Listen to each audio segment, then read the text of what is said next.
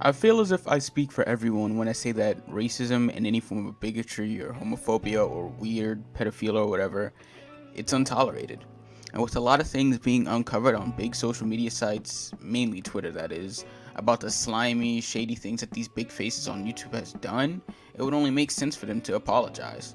Back then on the internet, things were a lot more lenient. I feel as if in today's society, a lot of jokes wouldn't pass off because people realize how insensitive they are and how stupid they look back then doing such heinous things. And on YouTube, these videos that these larger, more popular influencers have uploaded back around 2010, even before that, have absolutely no place on the platform anymore. And I'm glad that they could be brought up to light for greater good, because if they weren't, these influencers wouldn't care about the levels of insensitivity they show and still proceed to do such things even when the cameras are off. But then there's the other side of everything. The people who have made light of the subjects, even without it blowing up on Twitter for a week straight, and they still talk about the subject and apologize for their ignorance, taking note to the fact that times have changed and that we as influencers should be able to accept the new age in media and in the internet, and that just because it seems like a joke doesn't really make it one, only because you find it funny.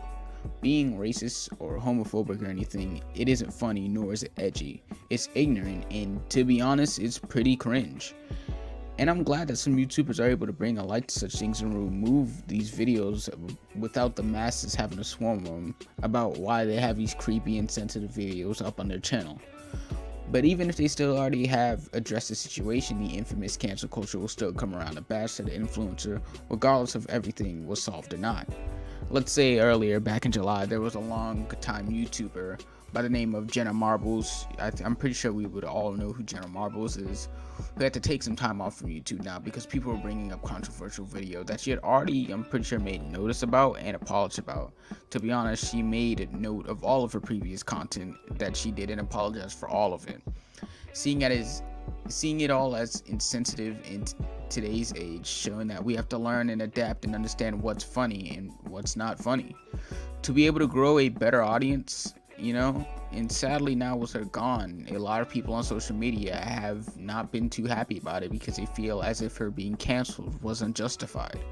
I didn't watch Jenna Marbles too much, but I do know that she was around YouTube for a very long time, and her content was definitely changed to fit a better audience. But then there's people like Felix, aka PewDiePie, I'm pretty sure we all know PewDiePie, who no matter what they do will always be in some sort of controversy. In a way, I always kind of feel bad for him because I feel as if every single time he tries to redeem himself, Twitter always comes back to take another shit dive on him. Like how recently on his Spotify playlist it got leaked showing who he listens to for music. Then some of the artists that he listens to proceeded to message him on Twitter to stop listening to their music and don't ever listen to them again. And now I get why they would say something like that because the previous things that Felix has done has caused huge problems within the YouTube community and they have blown up all over social media.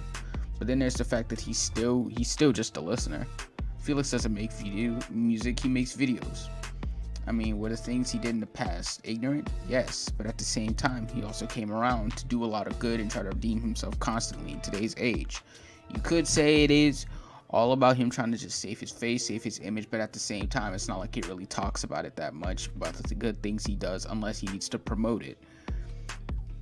And I mean, it's like, since these artists want to ask Felix not to listen to them anymore, it's obvious that these artists have never even had an interaction with him ever. Because I mean, they wouldn't really know how he is as a person, only what they see on the front page. And you could probably say the same thing about myself. I mean, I've never met Felix, and I don't know if I probably ever will, which is fair. And so, I mean, I guess you could say, how would you know how he is? But at the same time, it's like, are you, I'm gonna put it to you like this, right? Are you really a bad guy when it's like, you've brought to light the things that you've done. He doesn't really like his apology videos are, in my opinion, some of the better apologies, mainly because he doesn't go with the basic trope of a worn out hoodie and a long drawn out sigh while he's just sitting on a bedroom floor or something like that. He just gets straight to the point that he messed up and he would like to take the time to move on from all of this. If you unsubscribe from him, he takes no offense. He perfectly understands. If you criticize him, he still takes no offense to you because he knows what he's done. You feel what I'm saying? He knows he's screwed up. You feel what I'm saying? And he gets the ideal that he can't change himself. I mean, he can change himself, but he can't. Like, he can't change the past. He's screwed up. You feel what I'm saying? So now he has to move on from all of that, you know? And hopefully his viewers and the people who watch, his audience, they'll be able to move on from that sort of thing as well. Now, overall, in the end, nowadays, it might seem as if you can't make a joke anymore because of how people take everything now. But maybe it's just because of the fact that you're just so used to the easier times of the internet and media when you could make these jokes that you just can't adapt to a new era of understanding. Not everything can be made into a joke because it might be offensive to a larger sum of people and they won't find it funny. And it just wouldn't at least want you to own up. They would at least want you to own up to your insensitive statements, your comments, and everything like that. If you can't learn to accept that, then sorry, but that's just how it is, man. We can't determine what's funny and what's not funny, okay or not okay, or anything because of how someone can take it. And I guess that's alright, you know? If we want advance in society, we must be able to come together to understand what is and isn't okay, I suppose. I want to thank y'all for watching this video. Man, I feel as if, I don't know, man, I've been doing a lot of these serious videos lately, but it definitely does mean a lot that y'all are able to sit down and watch these, I suppose. Man, you know, I don't know, man. I really do sit down sometimes. I really do think about what would happen if I was to ever be in some sort of controversy like that. I wouldn't know what I would do. Maybe I would leave YouTube. Maybe, I don't know. I mean, I would definitely own up to it. I mean, I would at least try to, but I feel as if it's like, if you can't do nothing else, you feel what I'm saying?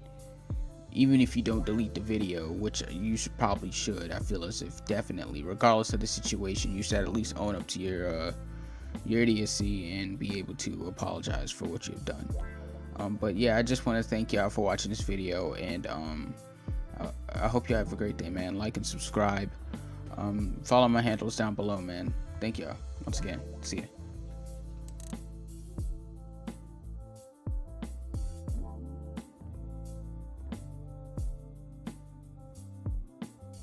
Change the world, my final message.